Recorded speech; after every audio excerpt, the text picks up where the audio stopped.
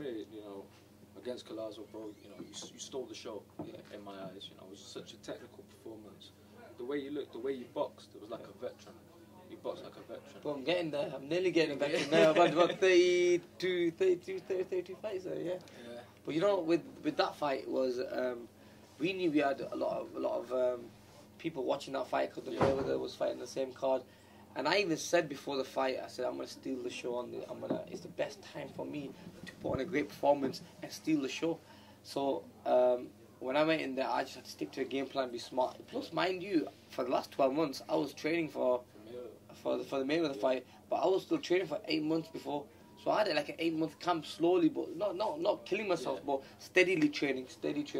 How did that benefit you? You know, having those, you know, a year out, and then you had mini camps. How did that benefit you? I think it benefits you big time because what you do is when you go into training camp, you then work on the mistakes you're making, not to make the mistakes. You improve your fighting style. You work on little things like the footwork, and you improve that. Then you spar with different guys and put in. So you're not thinking that I'm fighting Collazo or Mayweather, I have to work on that style. You're just working on improving your style. You're not working on how to beat someone. When you have to work on a strategy, then you forget about yourself. You have to work on how to beat him. So that's what. Whereas this time I was in the gym working on how to improve my fighting style, how to improve my defense, and not to jump in. I mean, still I see the last fight I was making little mistakes. You know, I still have to get away from standing there a little bit too long at times. But this is the only way you're gonna learn, because if you don't fight and you don't put into a fight, then it's hard to see the progress. The only way you're gonna see progress is when you fight. And as the fights go on now, we have more and more fights, we're gonna get better and better. Inshallah, Another thing is, you know, you're looking to get the Mayweather fight next. November time. We won it in November, but I heard there's rumours that Mayweather doesn't want to fight in November. He wants to do September. But still, even September, even if I did agree to a September date, it won't be me. He wants to have a rematch with Maidana, I heard. Okay. So he is trying his best to avoid the fight between me and him. I don't think he wants the fight because styles make fights. I really think he knows there's a lot. There'll be a lot of problems he'll have in the fight with the speed, the movement, the explosiveness, the footwork. And plus the power as well, because as we've gone up to 147, I feel very strong at this weight now. I'm holding on to power, I'm holding on to the power where Collazo's not an easy guy to put down. I mean, with good clean shots, we put him down 3 times in the fight. So, we're doing something right. We're working hard, and it shows that the hard work we're putting in is paying off. So if you, your next fight's going to be in November, December anyway, regardless of who it is. November, December. When you look to start the camp again then? I want to start it. In between Ramadan, I'm going to do little mini camps here in the UK.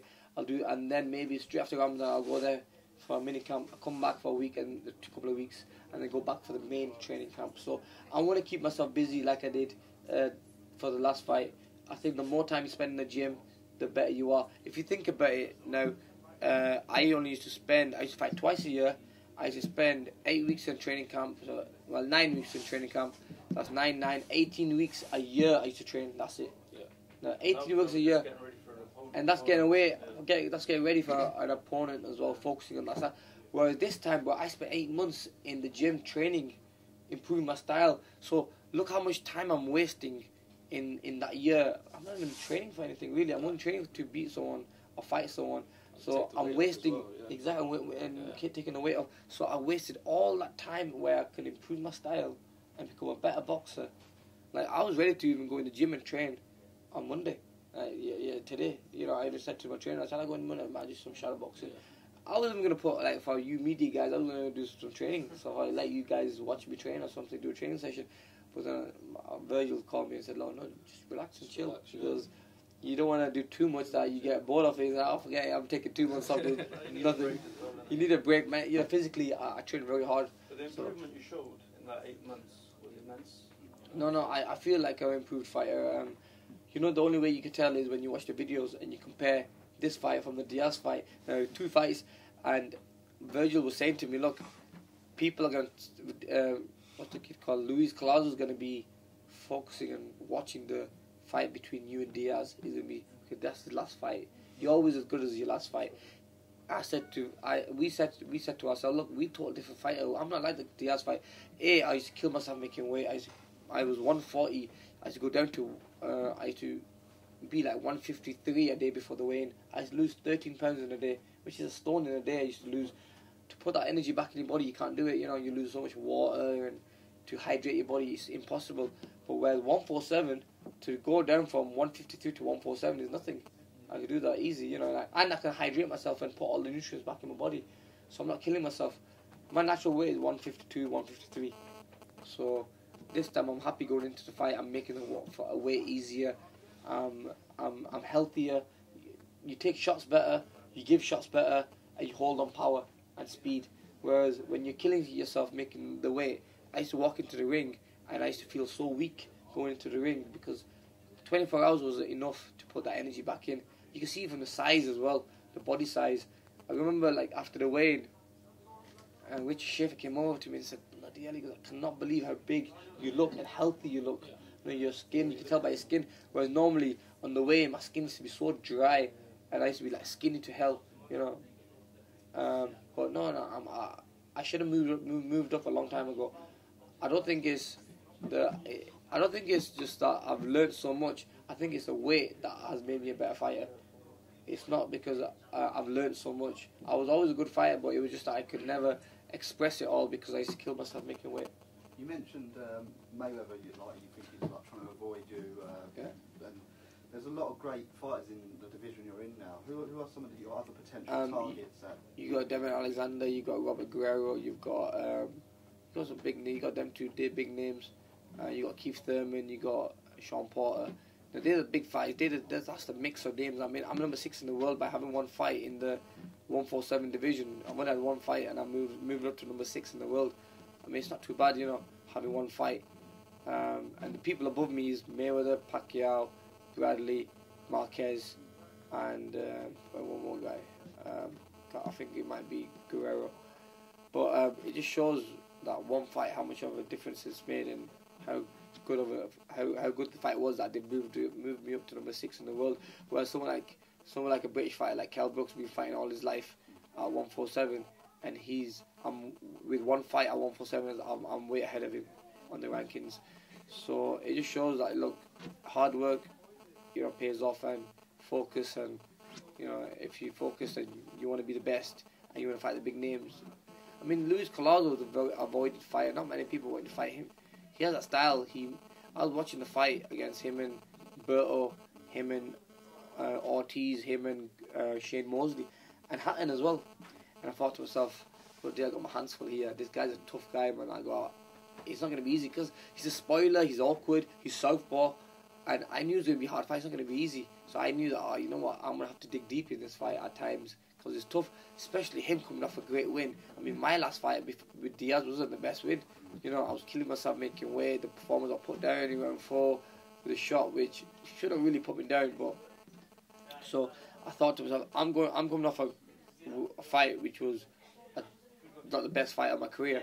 Whereas Collazo's coming off a great win, a knockout win against Victor Ortiz, so he's going to be confident, he's going to be ready, you know. So I had to train twice as harder, you know. If I want to be where I need to be, I mean, there's no point saying I'm this good, I'm that good. It's about showing it and making everyone believe you. And I think now we did that.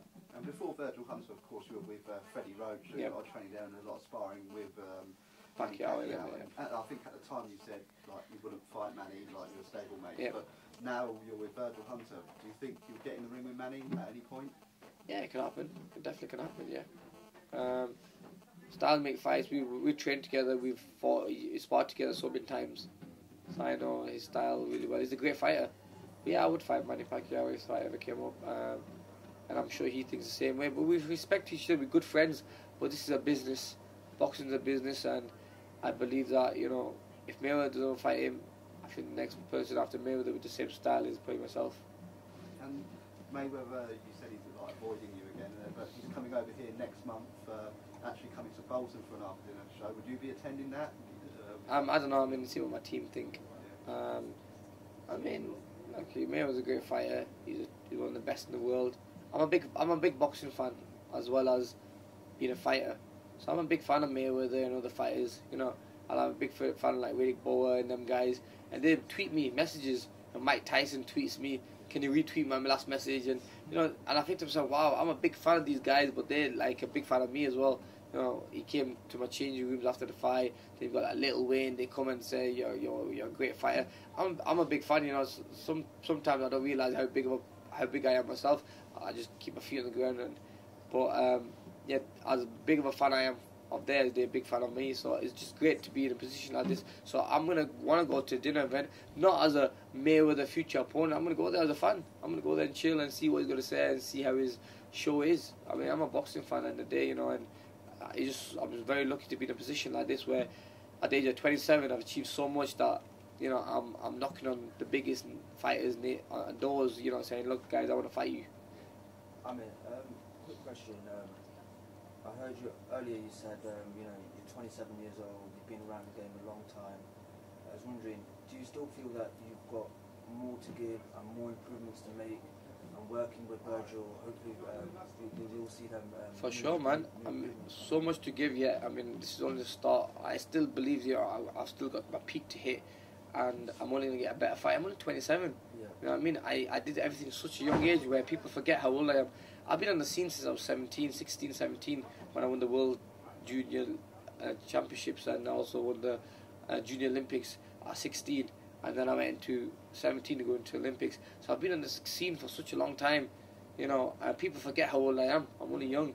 I mean, I remember being in a taxi and a guy said, you must be about 32, 33. And I said, nah, man, I'm 27. People forget how old I am because I've done everything so young. I've become a world champion when I was 22. I unified it when I was 24. So a lot of people thinking, normally guys win the world titles when they're like 27, 28. At this age, I'm at now. But I've done things so quick, so early, that people forget that. Working with Virgil, not worked for him that long, but already, like, in your last fight, we've seen you tie up more. Did fighting Collazo sometimes frustrate you, where he was trying to maybe draw you in, and maybe in the past... I would have probably gone into a war with him. Yeah, no, now definitely. It seems like you're not hasty. I thought you did really well, Normally, at times, I would have probably gone wild and tried knocking him out, especially when I hurt him. Especially after the knockdown, I put him down in the 4th round. The old Amir Khan would have tried to go on and finishing him off and got caught with a shot or drained my energy, and I would have gone in the corner knackered. I mean, I put a couple of attacks on him, but I stepped back. So yeah, I see a big change in my style. I'm not the old Amir Khan. I mean, I trained very hard, man. I mean, people don't know how hard we trained for this fight. Hard, but very hard sparring with guys who are a lot bigger than me, middleweights, super middleweights. These guys can hit hard, they come forward, they give me a lot of pressure. So I'm glad I did that, because now when I fight these guys at 147, I'm going to be ready for them. I'm going to be ready for what they bring to the table. I'm not going to be like, oh, well, I need to work on this or work on that. I can make the fight as exciting as I want, but I think now, as I'm getting older, I'm understanding the sport a little bit more. I think I've had my exciting days. I'm just going to win the fights and be smart. By being smart as well will get me an exciting fight as well. What were you thinking when you're boxing him, clearly winning the fight, and he's like, not showboating, but he's trying to maybe doing some like Roy Jones with his hands down? Yeah, he wanted me, I knew he was going to do that anyway. Yeah.